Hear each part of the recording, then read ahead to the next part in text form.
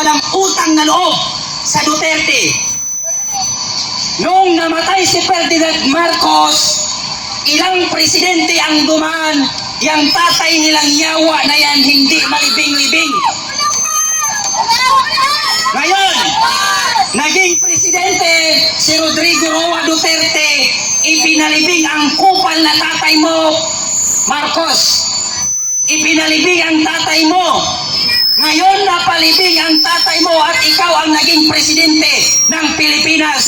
Wala ka mang utang na loob. Ikaw man yung unang bumira sa Duterte administration. Tignan mo ang pinagkaiba noong panahon ni Duterte at ngayong panahon ni Marcos. Noong nangampanya si Marcos, pag ako ang nanalo, taas noong nagsasabi ang 1 kilong bigas ay 20 pesos na lang.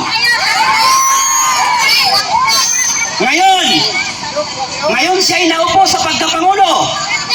Ang 1 kilong bigas naging 60 pesos. Mas lalong mahal, no?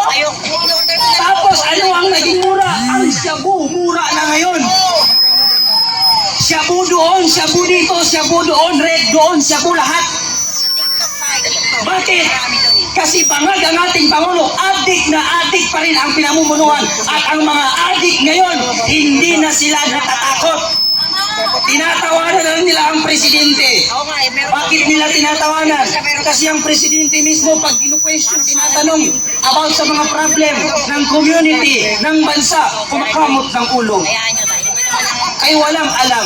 Mr. President, anong dapat nating gawin? Kasi sa Bicol, namamatay ang mga tao, nilulubog ng baha, habay lumingon ang kupal.